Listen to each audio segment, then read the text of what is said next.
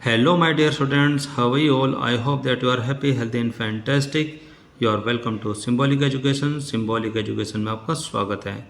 Dear students, आज की इस क्लास में मैं आपके 11th क्लास के इंग्लिश के बुक स्नैपशॉट्स के चैप्टर नंबर 2 जिसका नाम है द एड्रेस, इसके क्वेश्चन सीरीज़ को शुरू करने वाले हैं और ये देखेंगे कि जितने भी क्वेश्चंस आपको इस चैप्टर में पूछे गए आप उनके आंसर कैसे देंगे. आई होप कि आप सभी क्वेश्चंस और उनके आंसर को ध्यान से सुनेंगे और उनको सीखने की कोशिश करेंगे और साथ साथ इन आंसर को सीखते हुए अपने इंग्लिश को भी इम्प्रूव करने की कोशिश करेंगे. जैसे कि आपने इस चैप्टर में पढ़ा है कि जो नरेटर हैं वो अपनी मदर से जुड़ी हुई जो भी बेशकीमती जो चीज़ें हैं वो उनकी सहेली मिसेस डॉर्लिंग के घर पर उनको वापस लेने के लिए जाती है, लेकिन दुर्भाग्यवश मिसेस डॉर्लिंग उसको पहचानने से ही मना कर देती है. तो इस बीच में जो पूरा चैप्टर लिखा हुआ है ये बहुत ही वेदनापूर्ण चैप्टर है जिसके अंदर जो नरेटर है उसके दुख को दर्शाया गया है कि एक तरफ तो उसकी माँ अब नहीं रही है, उसकी माँ की मृत्यु हो जाती है और साथ साथ जो उसके द्वारा दिए गए जो बहुमूल्य जो वस्तुएं हैं मिसेस डॉर्लिंग को जो दी गई है वो भी उनको वापस देने से मना कर देती है. साथ साथ वो उसको नरेटर को भी पहचानने के लिए मना कर देती है. तो आज के चैप्टर में हम देखते हैं कि इससे जुड़े हुए जो क्वेश्चन सीरीज है आप उनके आंसर कैसे देंगे. वेल डियर स्टूडेंट्स, आइए अब हम इन क्वेश्चंस को शुरू करते हैं और लेते हैं इसका पहला क्वेश्चन. तो जो पहला क्वेश्चन है इसमें एक सेंटेंस लिखा हुआ है जो कि मिसेस डॉर्लिंग ने नरेटर से कहा कि हैव यू कम बैक, कि तुम वापस आ गई हो. तो जो वुमन है यह है मिसेस डॉर्लिंग कि जिसको नरेटर की मदर ने अपनी जो बहुमूल्य वस्तुएं हैं वो युद्ध के दौरान दी थी जिससे कि उनको सुरक्षित रख सके. तो इसमें वो बोलते हैं कि हैव यू कम बैक, क्या तुम वापस आ गई हो. आई थॉट, मैंने तो सोचा था that no one had come back, कि कोई भी वापस नहीं आया है.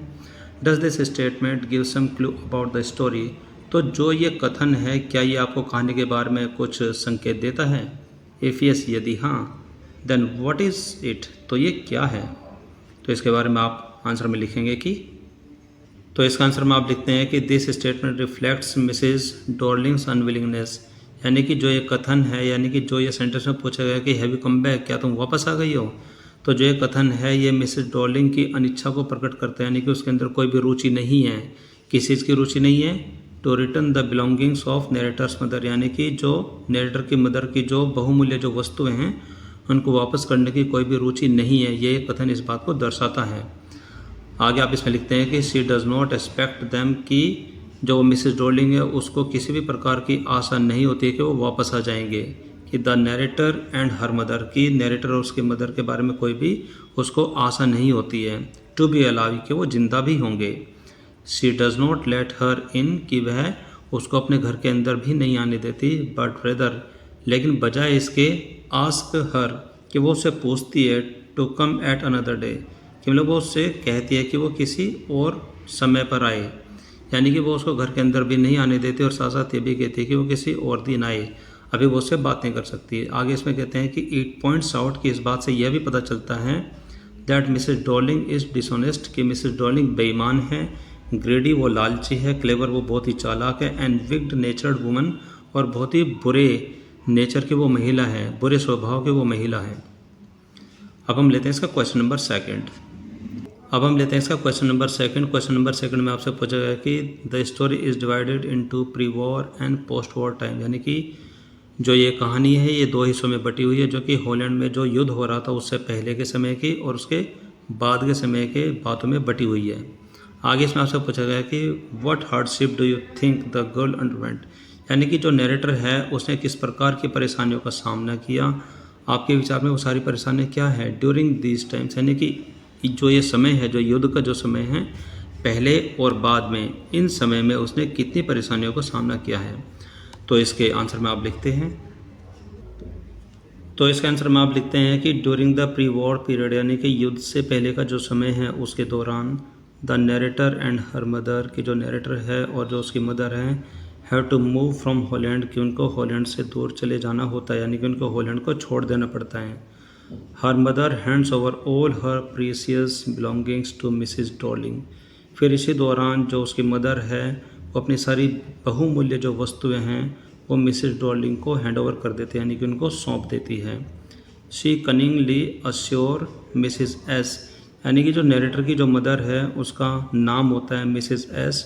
तो जो मिसेस डॉर्लिंग है वो बहुत ही बुरे विचारों के साथ वह उसको वादा करती है that her belonging will be safe with her, की उसके साथ उसकी सारी जो वस्तुएं हैं वो पूरी तरीके से सुरक्षित रहेंगी। बट लेकिन the narrator is not convinced, लेकिन इस बात पर नरेटर को कोई यकीन नहीं होता। आफ्टर द वॉर, और युद्ध के बाद, the girl lost her mother, कि युद्ध के बाद जो नरेटर है यानी कि जो ये लड़की है वो अपनी मदर को खो देती है, यानी कि उसकी मदर की मृत्यु हो जाती है। She has to suffer poverty and loneliness, और उसे बहुत बड़ी गरीबी और अकेलेपन का सामना करना पड़ता है। She goes to Mrs Darling, फिर वो मिसेस डॉर्लिंग के घर जाती है to bring her mother's belonging back, अपने मदर के बहुमूल्य वस्तु को वापस लेने के लिए।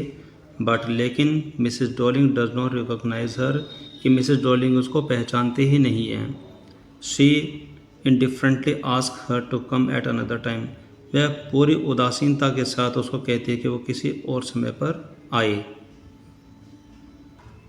आगे क्वेश्चन नंबर थर्ड में आपसे पूछा गया कि why did the narrator of the story want to forget the address, यानी कि इस कहानी का जो नरेटर है यानी कि जो लड़की है वह उस पते को क्यों भूल जाना चाहती जो कि उसकी मदर ने उसको दिया था, यानी कि मिसेस डॉर्लिंग के पते को वह क्यों भूल जाना चाहती है।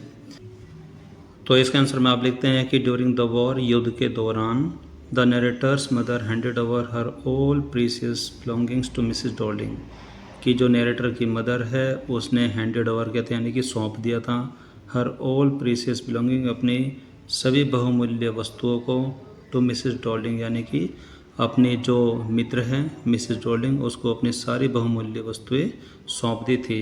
बट लेकिन when the narrator visited Mrs Darling's house, लेकिन जब नरेटर यानी कि जो लड़की है वो जब मिसेस डॉर्लिंग के घर पर गई, शी फाउंड, उसने पाया, those belongings in A pitiable condition and surrounding, यानी कि उसने उन सारी वस्तुओं को बहुत ही दयनीय स्थिति और बहुत ही अजीब से माहौल में पाया।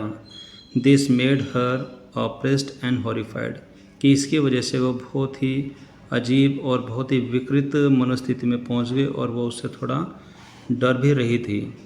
शी थॉट, उसने सोचा, that all those objects had lost their value and importance, फिर उसने ये सोचा, उसके मन में यह आया कि वे सारी वस्तुएं अपनी वैल्यू और अपना महत्व खो चुकी हैं।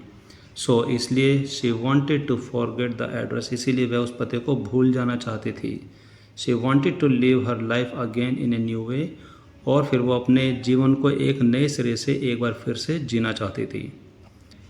आगे है क्वेश्चन नंबर 4 जिसमें आपसे पूछा गया है कि the address is a story of human predicament, यानी कि जो ये द एड्रेस जो ये स्टोरी है ये मानवीय दुर्दशा के बारे में है। दैट फॉलोज वार, जो कि युद्ध के बाद हो जाती है। कमेंट, आप इसके बारे में कुछ कमेंट करेंगे यानी कि समीक्षा करेंगे। तो इसका आंसर में आप लिखते हैं कि this story is a painful account of the post war human unfortunate position, यानी कि युद्ध के बाद जो मनुष्य का जो दुर्भाग्यवश जो स्थिति होती है, यह कहानी उस दुर्भाग्य स्थिति को दयनीय तरीके से, दर्दपूर्ण तरीके से हमारे सामने रखती है। ड्यूरिंग द वॉर, युद्ध के दौरान, narrator's mother Mrs S has to move out from Holland, यानी कि युद्ध के दौरान नरेटर की जो मदर है उसे हॉलैंड से बाहर निकल जाना पड़ता है, यानी कि उसको हॉलैंड को छोड़ देना पड़ता है। She hands over all her precious belongings to Mrs Darling, और वह अपनी सारी बहुमूल्य वस्तुएं मिसेस डॉर्लिंग को सौंप देती है। हर ओल्ड एक्विटेंस, जो कि उनकी पुरानी परिचित होती है। She Mrs S dies during the war, और युद्ध के दौरान जो नरेटर की मदर होती है उसकी मृत्यु हो जाती है। The narrator visits Mrs Darling, फिर उसके बाद नरेटर युद्ध के बाद मिसेस डॉर्लिंग के घर जाती है उनसे मिलने के लिए। वो डज नॉट रिकॉग्नाइज हर, वह उसको पहचानती ही नहीं है, उसको पहचानने से मना कर देती है।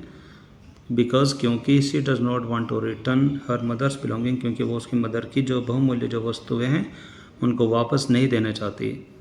शी अनग्रेटफुल, वह बहुत ही ज़्यादा एहसान फरामोश हैं।